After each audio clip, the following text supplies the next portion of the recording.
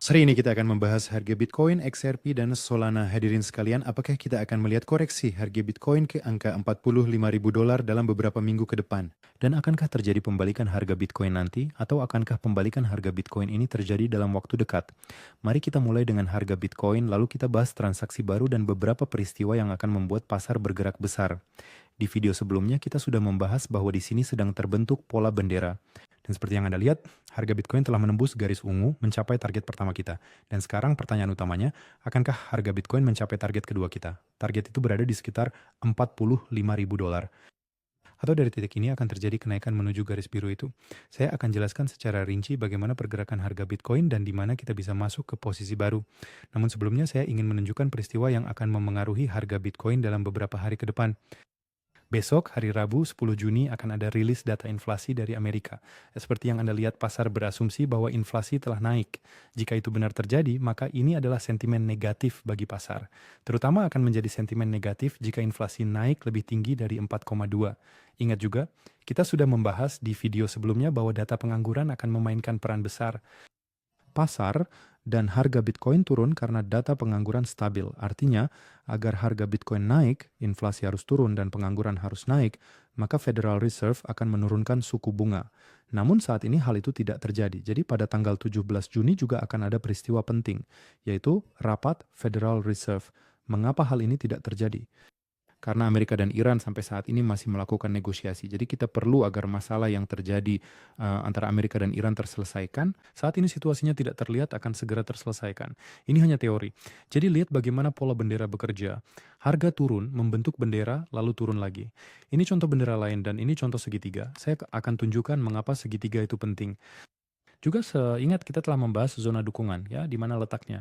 Lihat ya, 70.000 dan 55, dan di antara 55 dan 45.000 tidak ada dukungan. No, ini penting untuk dipahami. Dukungan besar berikutnya ada di 45 dan 40.000 dolar. Mengapa ini penting? Saya jelaskan, Lisa. Lihat situasi Bitcoin saat ini tampak seperti ini. Kalau di sini kita punya formasi segitiga berwarna kuning, target pertama sudah dicapai harga Bitcoin, target kedua ada di 45.000 dolar, lalu terbentuklah pola bendera ini. Jadi di sini juga harga Bitcoin sudah mencapai ke 60.000 dolar. Di sini 55.000 dolar memainkan peran yang sangat besar, karena jika harga Bitcoin menembus, mari saya tunjukkan praktiknya. Jika harga Bitcoin terus turun sekarang dan menembus zona 55.000 dolar ini, maka di sini, di zona antara 45 dan 40.000 dolar, maksud saya antara 55 dan 45.000 dolar, tidak ada dukungan. Jadi harganya bisa dengan sangat cepat mencapai dukungan berikutnya. Dan dukungan berikutnya ada di sini, di 45 hingga 40.000 dolar. Penting untuk memahami apa yang saya tunjukkan kepada Anda. Ini adalah segitiga. Lihat, target pertama saat itu sudah dicapai oleh kurs Bitcoin. Target akhir yang kedua ada di sini dan ini cukup realistis. Jadi ini tidak terlalu jauh. Lalu terbentuk pola bendera. Di sini target pertama kita dan target kedua ada di sini. Jadi harga bisa saja berhenti sebelum itu. Tolong jangan salah paham. Ini hanya perkiraan untuk Anda mengenai targetnya. Anda juga melihat garis biru dan garis merah. Garis merah ini adalah garis resistensi. Garis biru adalah garis tren turun. Untuk apa garis tren turun ini? Garis ini bisa memberitahu kita kapan pasar bearish akan berakhir. Perhatikan bagaimana hal itu terjadi di sini. Harga Bitcoin turun dari garis biru ini lalu menembusnya dan kenaikan pun dimulai. Selanjutnya Bitcoin turun dari garis biru, di sini ia menembusnya. Lihat, di sini ia menembus garis biru ini. Kenapa dia tidak lanjut naik jauh ke atas? Karena di sini kita punya formasi bearish, artinya tren global kita sedang turun. Dan di sini formasi bearish ini memberitahu kita bahwa kemungkinan koreksi sangat besar. Namun jika kita asumsikan akan terjadi konsolidasi, mari kita asumsikan konsolidasi akan terjadi di sini. Jadi untuk saat ini harga akan tertahan sekitar 1 bulan, artinya dari garis merah ini harga bisa kembali turun, dari garis biru ini harga juga bisa kembali turun, jadi ini akan menjadi garis resistensi. Bahkan jika terjadi kenaikan, kemungkinan koreksi tetap akan sangat besar. Sekarang mari kita bayangkan situasi di mana harga terus turun dan konsolidasi terjadi di sini. Jadi kita telah mencapai target akhir dari segitiga tersebut.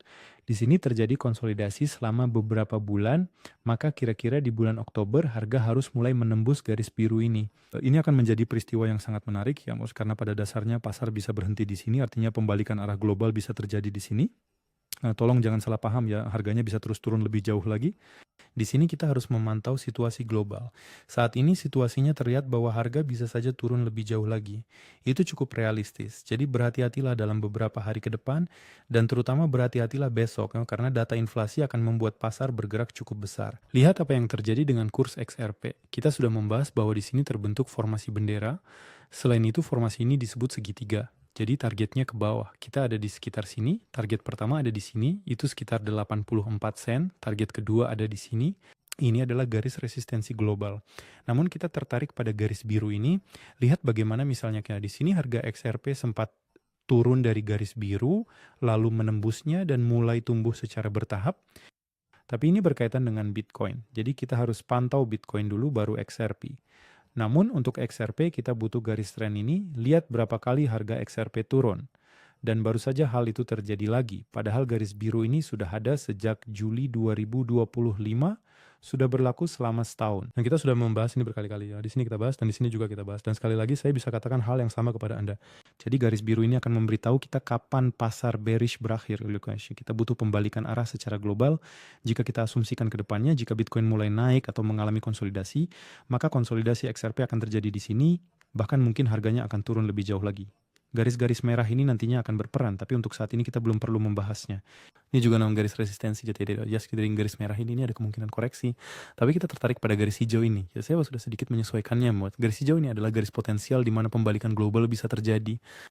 Oke, sini adalah keacuan bagi Anda, Coach, agar Anda paham di mana XRP akan berhenti jika Bitcoin terus turun. Jika katakanlah Bitcoin turun ke $45.000, maka XRP akan sampai ke 64 sen. Lihat bagaimana situasi kurs Solana saat ini. Solana juga membentuk formasi segitiga. Formasi ini juga bisa disebut sebagai pola bendera. Target pertama Solana ada di sini, yaitu $48.000. Target kedua kira-kira ada di $26.000. Saya sedikit menyesuaikan garis-garis hijau ini.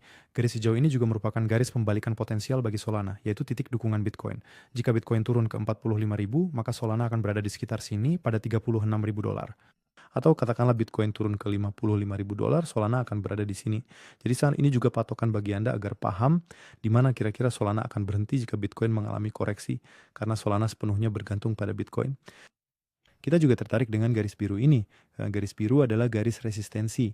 Bahkan jika Bitcoin mulai naik, dari garis biru ini akan ada kemungkinan koreksi, tapi itu tergantung pada Bitcoin. Bitcoin juga punya garis birunya sendiri dan Bitcoin juga punya garis-garis merah ini.